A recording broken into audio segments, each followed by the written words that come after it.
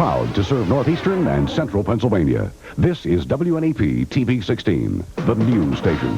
Now, Nolan Johannes, Karen Harch, Jack Ruland in Skycam 16, meteorologist Tom Clark with his backyard forecast, and Tim Carlson Sports.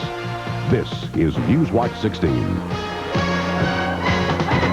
Good evening. Questions are being raised tonight about the safety of bridges. Just 10 days ago, part of a bridge in Northumberland County collapsed. And yesterday in New York State, at least 4 people were killed when a bridge there collapsed. At least 3 cars and a tractor-trailer plunged into a rain-swollen creek outside Albany, New York, when part of the New York State Thruway Bridge went down. The highway is part of Interstate 90. Rescue crews are having a tough time recovering bodies because the water is too rough. Officials are not sure yet what caused the bridge collapse in New York State. Newswatch 16's Dan Fiorucci went back to Northumberland County today to find out if PennDOT is concerned about our state's bridges. Construction crews are busy unbolting the old Milton Bridge so its broken span can be lifted by crane and carted away. But there's a problem. Last week, the river was low enough so that cranes could maneuver onto a dirt causeway to remove the old bridge. This week, the causeway is underwater. PennDOT says that causeway was designed to submerge in heavy floods to prevent further undermining of the old bridge. Exactly. As the water came up, it would overtop the causeway, and there would be relief in that manner. But the collapse of a New York bridge is raising new concerns about bridge safety. The suspicion is spring floods undermine the bridge, causing it to collapse. And if heavy rains and strong currents can knock down 2 bridges in the Northeast in less than 2 weeks, how can anyone traveling on any bridge know that they're safe? We inspect all of our bridges at least once every 2 years. And when deemed necessary, an underwater inspection is performed as part of the inspection. PennDOT says there's no absolute assurance bridges won't wash out, but the agency says it's unlikely. New bridges like this one on Route 180 in Montoursville are drilled into bedrock to prevent undermining. And old bridges like this one, which just rest on bedrock, aren't in danger because flood conditions aren't severe enough right now to cause undermining. Dan Fiorucci, Newswatch 16, Milton. Convicted mass murderer George Banks is going back to Farview State Hospital for the criminally insane. He'll be there for 90 days. This is the second time Banks has been sent to Farview. The first time, March of 1984, after he tried several times to commit suicide. After that 3-month evaluation, Banks was returned to prison. This latest move to Farview was okayed today following a hearing requested by the warden of the Huntington State Prison. That's where Banks is housed while he appeals his conviction and death penalty. Banks was found guilty of the 1982 shooting deaths of 13 people in Luzerne County, including 5 of his own children. When Newswatch 16 continues, to burn or not to burn, now that they may not be able to bury. Plus, returning to the days of yesteryear, we'll show you a dream in miniature later from the Pennsylvania Road. Don't be a crab, put a smile on your face. If you're not in the mood to eat out, then take out from Vic Mar's famous seafood restaurant in Edwardsville. Fresh shrimp, crabs, clams, even lobster are prepared to go. And you can call ahead if you're in a hurry for unexpected dinner guests, a cozy late-night supper, or just a vacation from cooking. Vic Mar's can fill your order for delicious seafood. We're really cooking at Vic Mar's. Seafood for every taste. Since 1896, Kaplan Furniture of Scranton has been delivering quality furniture into northeastern Pennsylvania's homes. Kaplan still stands out as a star above the rest. And I'm surrounded by marvelous bargains in the floor sample clearance here at Kaplan's. Everywhere in the store, you'll find savings of 50% and even more on bedrooms, dining rooms, sofas, chairs, everything to make your home look more attractive. Kaplan Furniture Company of Scranton, a star above the rest. Officials in Monroe County want to build an incinerator plant to burn the county's garbage. That plant is being opposed by some people. Over half the county's trash is trucked to the Keystone landfill in Lackawanna County, a landfill that may shut down as early as next week.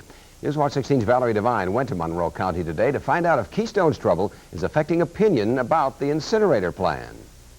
This is where the Monroe County General Authority wants to build its trash incinerator in East Stroudsburg, right next to Interstate 80.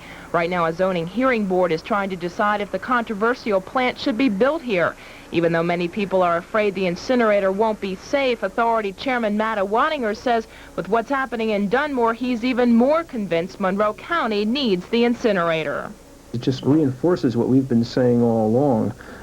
For better than 5 years now, we've been saying that somewhere down the line, a solid waste crisis was going to develop, and it looks like it's really upon us. Regardless of what's happening with the Keystone landfill, many of those against the incinerator project still remain adamant.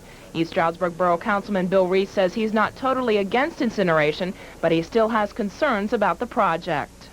They're going to take a certain amount of waste outside the county. Does this mean that there's going to be more waste coming outside the county because of the Dunmore plant being closed? That's a big problem with this. The Monroe County General Authority doesn't deny that the plant, if it's built here in East Stroudsburg, won't take garbage from outside counties. But the authority insists that the capacity for the incinerator is only 300 tons a day, and that's all they intend to take. Valerie Devine, Newswatch 16, East Stroudsburg. Voters in the Hazleton Area School District will have their say next month on the district's building plans. A question will appear on the ballot in the May primary asking if you are in favor of the present plan. It calls for a new high school, new elementary school, repairs to 2 other schools, but 6 buildings would be closed. There's been a lot of opposition to the $30 million project. In fact, 5 communities in the district voted against the plan in last May's primary election. No matter how the vote goes next month, the results will not be binding. Commonwealth Court has ruled that Luzerne County Court was wrong when it stopped these Wilkes-Barre area teachers from continuing their selective strikes back in 1984. You may remember the teachers in the district held a series of selective strikes after their contract ran out. The strikes ranged from 5 minutes to 2 hours. 1 day-long strike was called. At the time, Luzerne County Court called an end to the strike, saying they posed a threat to the public's health, safety, and welfare. But Commonwealth Court now says there's not enough evidence to prove that. It's one thing to be world champion cheerleading team. It's quite another to win that title 2 years in a row.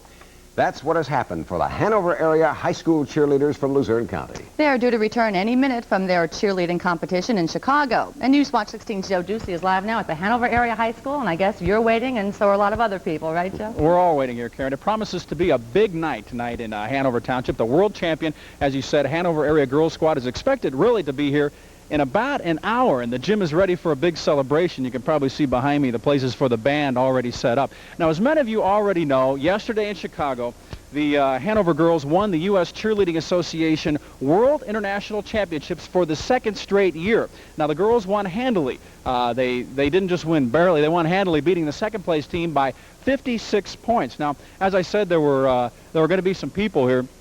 Not too many people right now. There's some cheerleaders coming in for the big celebration tonight. A lot of people, though, are expected for this. The last I heard about the bus, there's a possibility that it may be a little bit earlier, so they could indeed be here before 7 o'clock. Now, as I said, a lot of people expected here. There's a parade that's been going through the streets of the area. Those people are expected here. We're going to be here. If you can't make it down here, we'll be here and have the arrival tonight on the update. Joe Ducey, Newswatch 16, live in Hanover Township. Karen, Nolan? Okay, thanks, Joe. The Weather Watch is next with our chief meteorologist, Tom Clark. Yeah, and a wet weekend is a wet weekend. You right? bet. It was. It was. A little sun, though, Saturday afternoon. Yes, I was surprised at that, right? I was a little surprised. The good news outweighs the bad news on the Weather Watch tonight. And when we come back, I'll talk about the storm that is finally going to move away. You're watching Newswatch 16 on WNEP TV. We're proud to serve Hop Bottom and all of Susquehanna County. Here's Joe Amato, top fuel champion and president of A&A Auto Parts. Driving my top fuel dragster at speeds up to 270 miles per hour, I lay my life on the line. I need the best name brand parts available, so I rely on A&A Auto Parts stores for the highest quality parts at the lowest prices. Get up to $3 back on any oil filter when you buy a Castrol 12-pack. A&A Auto Parts. If I can rely on them, so can you. See an A&A Auto Parts store near you. Good morning. Burger King presents Breakfast to Go. Yeah, to go. Crust sandwich, 99 cents. French toast sticks, 99 cents. Breakfast to go. Burger King, the best food for fast times. Well, the weather just has to get better. I mean, it's been so miserable, Tom. My goodness, when is that change coming? Karen, later on this week we have some real nice weather coming. I guess it only would have been worse if we'd have had snow over the weekend. And with 2.5 inches of rain that fell in the backyard, that would equal about 25 inches. The Susquehanna River crested at 19.2 feet about 12 hours ago. It's now down to 18 feet and falling. And I expect less than 1/3 of an inch of rain overnight tonight. Beginning in Lehighton now, down in Carbon County, Teresa Green tells me 46 degrees and cloudy at her place. Carl Schreffler tells me it's raining now in Bellefonte, 44 degrees, and Jackie Rose has some drizzle up there in Hickory Grove. Susquehanna County, 46 degrees up that way now. Next, a view today of Lake Sheridan. That's along the Wyoming County line near Factoryville. Out back now, some drizzle falling in our backyard. We have a temperature reading that is 47 degrees. Humidity 75%. The wind is from the east at 7, and the thermometer is holding steady now at 29.67. The high temp here today, 47 degrees. 42 this morning, 83 back in 1929. Next, we look at the steering winds, and this storm system has been very stubborn to leave the area. It's winds blowing counterclockwise around the storm center at all levels of the atmosphere, and so it's been cut off. There hasn't been any steering wind blowing across the storm to take it out to sea. But the indications are that it is beginning to open up, this wave, and it will begin to slowly move away over the next couple of days. Here's the satellite view. You can see that big pinwheel of cloudiness with that storm system. And putting the clouds into motion over the past 12 hours, you can see the center of that storm just continues to swirl right along the coast. And as it does, some rain bands come in off the ocean, and we have intermittent light rain and drizzle. Here's the radar view now. Another band of rain coming in over northern Pennsylvania. A little bit of rain down by Allentown now, but no heavy rains overnight tonight. 1/3 of an inch could fall in the central counties. Elsewhere, most likely less than that, even less than 1/4 inch between now and daybreak tomorrow. Now, during the day, that storm center will be up off of Maine by tomorrow night. That's where the heaviest rains will be, up over New England. For us, just kind of a cloudy sky and a cold north wind all day tomorrow. Some rain overnight tonight. It'll be light. Temperatures close to 40 or in the low 40s. I want to say hi to all the 6th graders I had the pleasure of meeting last Friday from the Holy Rosary School in Duryea, and to the Cub Scouts in pack number 4, watching tonight from West Hazelton. Your low about 38 up there tonight. The wind tonight out of the northeast at 12 or less. Sunrise time for tomorrow morning is 6:37, and the sun sets at 7:35 tomorrow evening. Some light rain tonight, some drizzle, a cloudy day tomorrow, a few breaks in the afternoon, 49 for the high, and then Wednesday the sun comes back, partly sunny skies, 52 degrees, and Thursday and Friday, the reward for getting through the past few days. Nice and sunny and warm. Oh, nice. That sounds good. Thanks, Tom. Thank you. Tim Carlson is next with the Sports Watch, and Carlson's crowd picking the winner in tonight's Leonard Hagler fight. Plus, baseball's opening day with plenty of highlights, including the Yankees playing in Detroit. Some plastic wraps seem to have a mind of their own. So get the one that clings where it's supposed to cling. Get Reynolds plastic wrap before yours gets out of hand. Use Reynolds Wrap to freeze. Reynolds Wrap wraps right. Fights freeze or burn, you're gonna learn how Reynolds Wrap can freeze. Takes the cold, takes the heat from casseroles to dinner meat. Use Reynolds Wrap to freeze. Well, Tim Carlson's a sportsman through and through, but I know baseball is best for him, right, Tim? I love it. Yep. I'm smiling today. This is the way I like it, Nolan. I don't care what the weather is outside. Today, it's really spring. Baseball's back, and ain't it great? Lots of opening day highlights for you, including the Yanks at Detroit. We'll pick it up right here, scoreless until the 4th. The Tigers' third baseman, Darnell Coles, throws badly to first on Winfield's grounder. It goes out into right field. Gary Ward will score all the way from first base to make it 1-0 Yanks. He'll be safe at the plate. Tigers tied it up, though, in the 6th inning. Larry Herndon at the plate, and watch this monster shot. Dead center field at Detroit. You're looking at 450 feet, 1-1 in the 6th. It was tied until the 10th inning. Ricky Henderson with a base hit the other way goes to the gap. Claudell Washington scores, and the Yanks win it 2-1. The Cleveland Indians, picked by some goofs to win the American League East, opened up in Toronto. The Jays made short work of the Tribe. Lloyd Mosby, see you later. This homer and 3 RBIs off loser Tom Candiotti, and that made it 1-0 in the first right there. Next inning, Willie Upshaw, another moonshot, and that made it 2-0 Blue Jays. The Indians come back in the fourth. Pat Tabler, one of those fine young players for the Indians, with a 2-run homer to make it 3-2 Toronto. Now in the seventh, Corey Snyder with a solo shot, but by that time it was too late. The final 7-3 Toronto. And the traditional baseball opener at Cincinnati, of course, Pete Rose's Reds hosting Montreal. My ex-girlfriend showed up in her new job as the mascot. Pick it up top of the first inning now. Mitch Webster with a solo homer off Tom Browning, and it's 1-0. Eric Davis 3 for 3 for the Reds. With this homer in the second, it cut the lead to 2-1 Expos, but that was only the beginning for the Reds. A 9-run fourth inning. Terry Francona with a 2-run homer tied the game at 5-5. Then rookie Barry Larkin, a 2-run shot later on in the inning, made it 9-5, and the Reds won it 11-5. Let's go to the scoreboard for all of them now. In the American League, the Yanks 2-1 in 10 innings, their first opening day win on the road since 1969 against the Senators. Toronto over Cleveland 7-3. Texas beat Baltimore, make that Baltimore over Texas 2-1. What am I saying? Chicago beat Kansas City 5-4. Milwaukee over Boston 5-1. National League, Cincy over Montreal 11-5. San Diego and Frisco 3-3 in the ninth. LA and Houston, they'll play it tonight. And by the way, you can forget about a Major League Baseball umpire strike. Things are settled just a few hours before the opening day, so there will be no strike. Another one of those fights of the century tonight in Las Vegas. Marvin Hagler defends his WBC middleweight title against Sugar Ray Leonard. Amazing how every big fight is the fight of the century. Well, anyway, a special edition of Carlson's Crowd today to let local sports fans make their choice of a winner in tonight's fight of the century. I like Sugar Ray Leonard, but I think Hagler's going to win the whole thing. He's just a much better boxer overall. Back when Sugar Ray was in his day, yeah, but not now. I think Hagler's going to win, only because of the fact that he's been boxing longer, hasn't had as long a layoff. I'd say Hagler's going to win that match. Why? Leonard's been off too long. He's been away from the game for too many years now. It's a little rusty. I think Hagler will win. I don't think Leonard will see out either eye when they're done. Sugar Ray. Marvin's going to knock him. Sugar Ray. I want Sugar Ray to win because it'd be a great comeback, but I think Marvin's going to knock him out. For sure, he's going to slide him. Hagler's going to dog him. Period. That's all. I definitely think Hagler's going to win. He's too strong. Leonard's 5 years, hasn't been boxing. He's going to run, but he can't hide. Hagler all the way.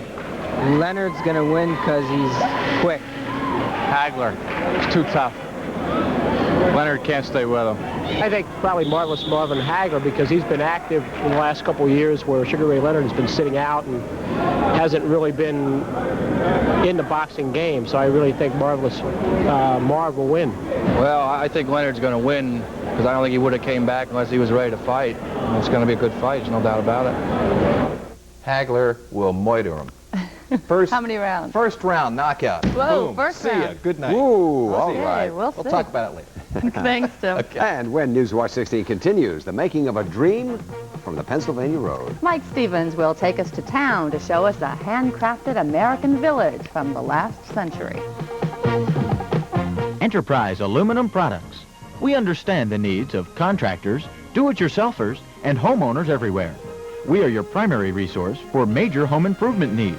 For instance, consider seamless guttering, soffit and fascia material, windows, doors and casings, shutters, and of course, Wolverine siding.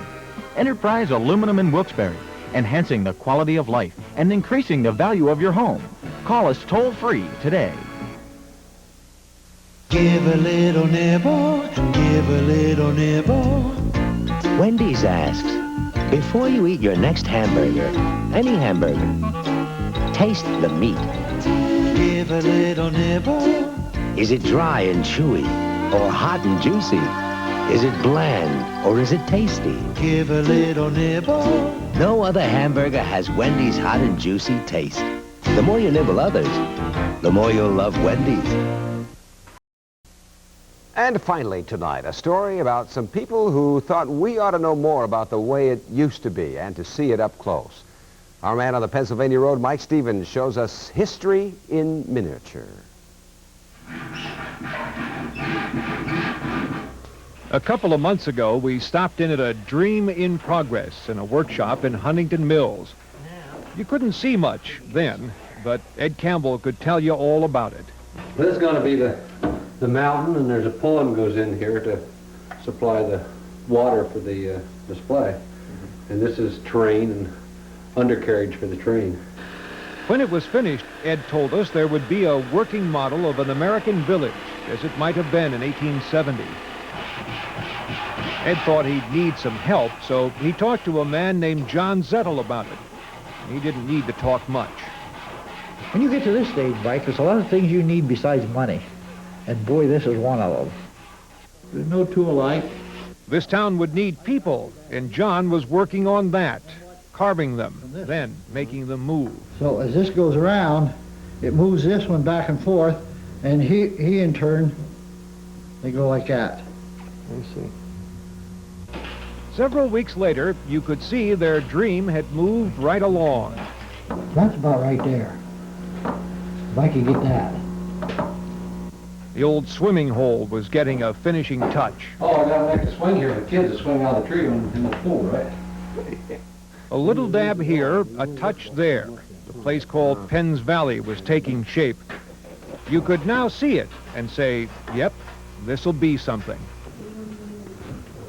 A few days ago, Ed moved the whole project to his place in Columbia County for fine-tuning. Is it gonna work now, Ed? Gonna work. I think so.